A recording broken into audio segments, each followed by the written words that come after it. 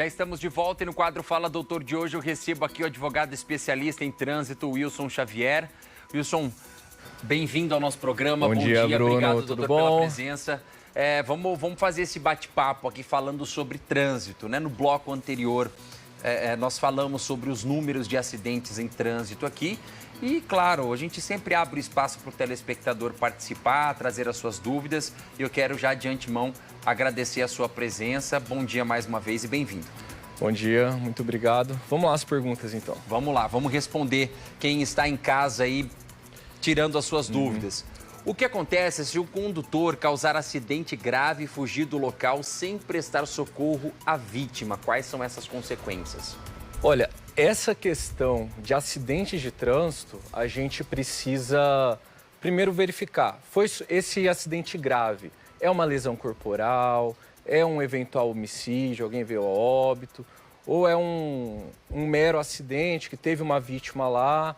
Mas, enfim, cada uma dessas hipóteses, lesão corporal, homicídio, tudo são crimes do Código de Trânsito. Sim. Inclusive, se você se envolver num acidente e deixar de prestar socorro, tem outro crime também dentro do processo, dentro do Código de Trânsito. Isso independente da pessoa ser culpada ou não, estar certa ou errada. O acidente aconteceu, o recomendado é que preste socorro independente de estar certo ou não. Exatamente, porque qual que é o crime de trânsito? O condutor que for envolvido num acidente, a lei ela não fala responsável pelo acidente. Condutor envolvido em acidente, ponto. Deixar de prestar socorro, ele comete um crime. Sim. Então, assim, se a pessoa ela fugir desse local, ela vai cada vez mais vai somar um crime. Ah, teve lesão corporal? É um crime.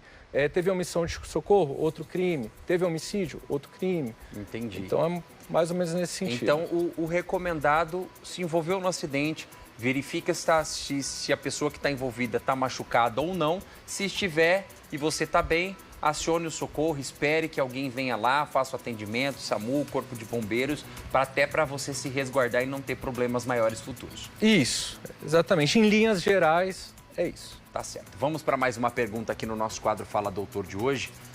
O que é considerado acidente de trânsito e qual a recomendação? Se envolver em um. Se envolver em um, tá aí, eu acho que a recomendação principal é essa, fique no local, né? Essa recomendação, vamos lá. Primeiro, o que é acidente de trânsito? Atualmente, teve uma mudança no termo técnico utilizado, que hoje em dia chama sinistro. Por que sinistro?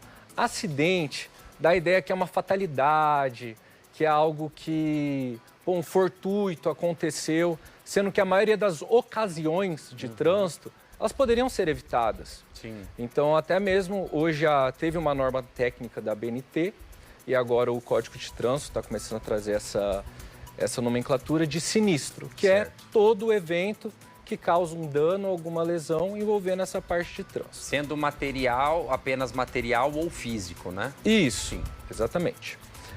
E qual que é a recomendação quando você se envolve num acidente? Primeiro ponto, tem vítima ou não tem vítima? Se tiver vítima, você vai lá, presta o auxílio, presta o socorro, liga para uma autoridade, porque, por exemplo, o socorro, ele pode ser direto, você mesmo ir lá fazer alguma coisa, mas tem todas as questões de primeiros socorros. Mas o ideal é você comunicar uma autoridade, que daí ela sim vai pegar a equipe, vai vir e vai dar todo o suporte. Beleza, teve essa parte da vítima, sinaliza o local do acidente, para justamente evitar com que tenham novos acidentes, que o motorista que não tem nada a ver com isso vai lá e é surpreendido com aquela colisão.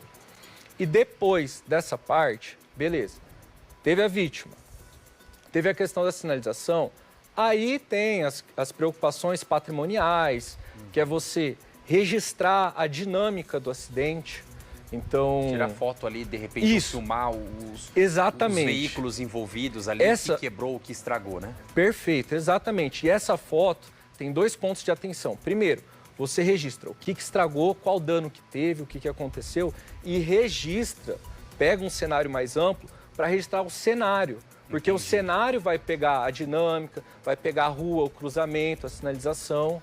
Ou seja, você faz esse registro em 2 pontos. Um mais próximo, para mostrar, quebrou o para-choque, quebrou uma lanterna, quebrou isso, aquilo, algo mais específico. E o outro ângulo seria você mostrando, olha, o carro vinha por essa avenida, aqui nós temos o cruzamento, a marca talvez ali da freada e por aí vai. Você mostrar uma dinâmica de um cenário como um todo, né? Num ângulo mais aberto. Isso.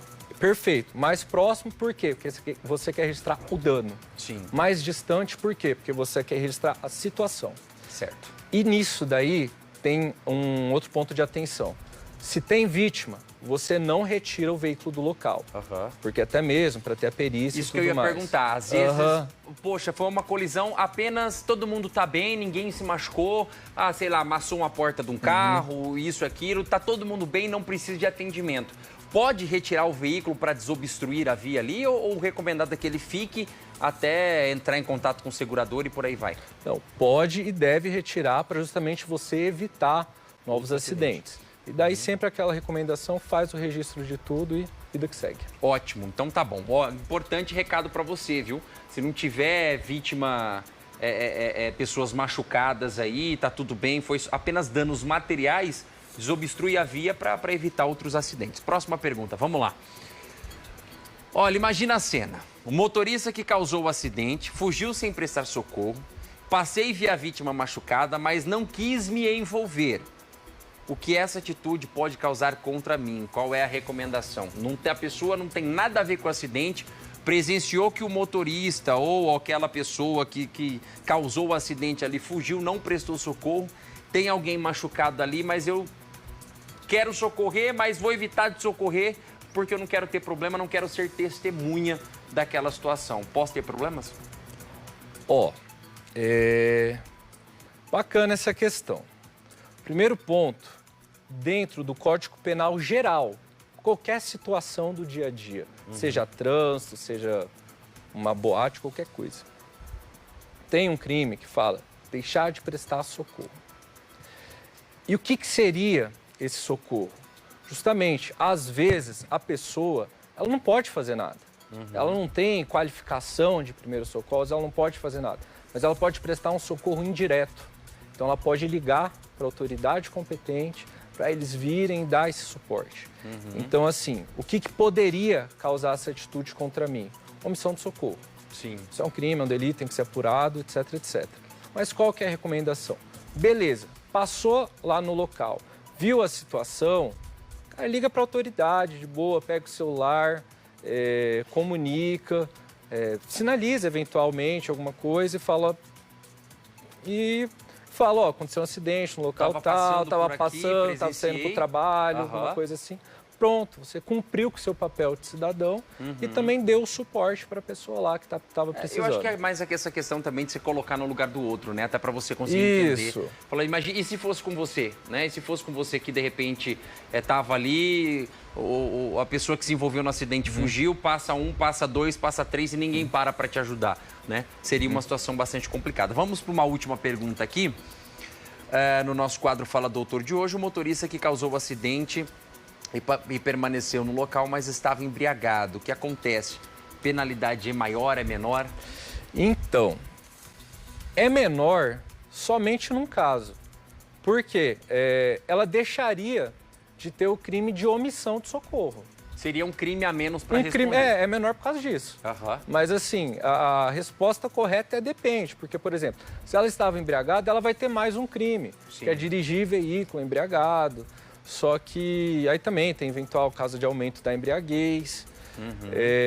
Então tem inúmeras situações de que essa questão dela fugir do local, de deixar de prestar socorro, isso pode complicar ainda mais ela, tanto por responder por esse crime adicionalmente, como ela deixa de poder prestar um testemunho, auxiliar as autoridades, porque essa questão de acidente de trânsito, principalmente quando tem homicídio e afins, O homicídio ele pode ser tanto culposo quanto doloso, quando a pessoa tem intenção. E tudo isso ele é apurado, investigado de acordo com o caso concreto, ver todas as questões. Igual, por exemplo, a gente viu o caso aí de motoristas totalmente errados.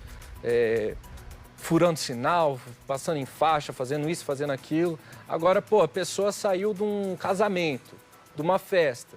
Beleza, estava embriagado, mas estava lá dirigindo de boa, 40 por hora, e aconteceu uma situação. Só vai responder, tem crime para isso. Mas a situação, ela é proporcional ao A pena caso. ela seria aplicada de acordo com a gravidade do que aconteceu. Isso. O fato de estar embriagado, é um tipo de crime, ponto, né? Exato. Agora, se ele estava embriagado em alta velocidade, é um outro tipo de crime, a pena dele pode ser aumentada porque ele já desrespeitou uma outra lei que é em relação ao excesso de velocidade. Isso, aí a gente tem a parte do crime e das infrações E de das trânsito. infrações, certo. Mas em sentido Nesse geral é sentido. por aí. Olha, gente, independente de se você estiver certo ou se você estiver errado, se bebeu ou não bebeu, pare e presta socorro, sabe? Porque você pode acabar piorando a sua situação.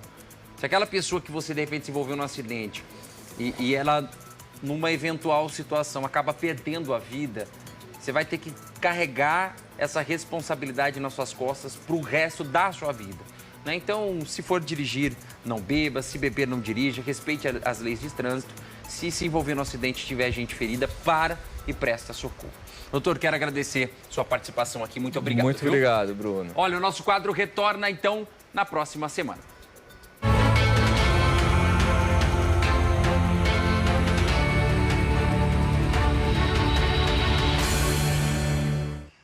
Muito bem, muito bem. Nosso quadro Fala Doutor de hoje falando sobre as leis do trânsito aí, para que a gente fique bastante atento, tome muito esse cuidado e respeite a sinalização e principalmente, né, pessoal, respeitar o próximo.